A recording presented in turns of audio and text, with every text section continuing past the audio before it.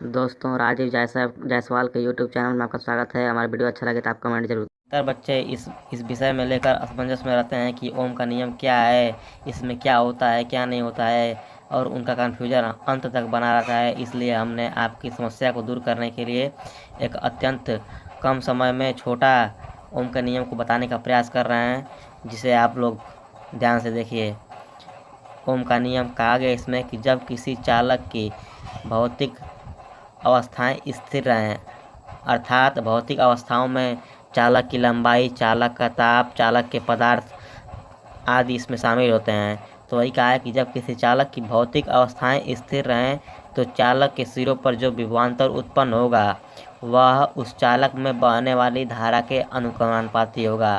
कहने का मतलब यह है कि जब चालक है उस चालक की भौतिक अवस्थाएं स्थिर रहे, यानी कि उसकी लंबाई न बदले, ताप न बदले, चालक तार का पदार्थ न बदले, तो उस चालक तार के सिरों पर जो विभवांतर जनरेट होगा वह उस चालक में बहने वाली धारा के अनुक्रमानुपाती होगा। कहने का मतलब है कि धारा बढ़ेगा तो विभवांतर बढ़ेगा, विभवांतर बढ़ेगा तो धारा बढ़ेगा। दोनों एक दूसरे से म्यूचुअली हैं, एक दूसरे से म्यूचुअल संबंधित हैं। अर्थात इन्हें इस प्रकार लिखा जा सकता है भी अनुक्रमानुपाती आई, जहाँ भी से विभवांतर को डिनोट किया गया है और आई को धारा से। इस प्रकार दिया है कि भी अनुक्रमानुपाती आई। अब इस अनुक्रमानुपाती चिन्ह को हटाने के लिए एक नियतांक लाते हैं जिसे आर से लिखते हैं, और वह आर प्रतिरोधी कहलाता है।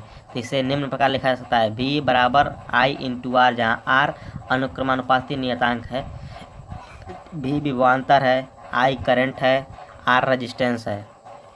अब ओम ने ये नियम पाने के बाद एक ग्राफ प्लॉट किया बी और आई के बीच।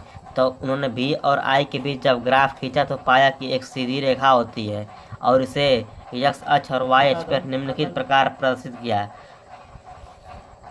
और उन्होंने एक्स अक्ष पर विभवांतर को ले लिया वोल्ट में, और वाई अक्ष पर धारा को ले लिया एम्पियर में, और उन्होंने मूल बिंदु पर 0 0 है, ये होता ही है, और ग्राफ खींचना प्रारंभ किया।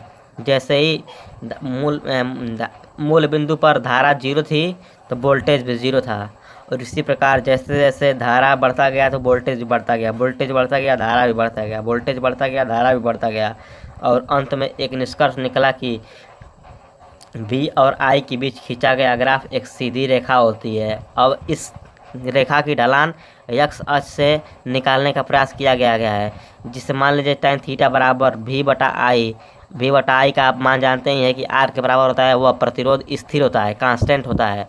और इसी के लिए इस रेखा की प्रवणता निकल सकती है R बराबर tan थीटा बराबर लंब बटा आधार, लंब है V, आधार है I, और ये दोनों मान का होते हैं कांस्टेंट। इसलिए ओम के नियम का निष्कर्ष रूप में कहा जा सकता है कि R बराबर tan थीटा बराबर V बटा आई बराबर कांस्टेंट, अर्थात स्थिर। यानी कि ओम के नियम में प्रतिरोध का मान स्थिर होता है, फिक्स वैल्यू होता है। ओम का नियम केवल धात्विक चालकों के लिए ही सत्य है, जैसे सोना, लोहा आदि।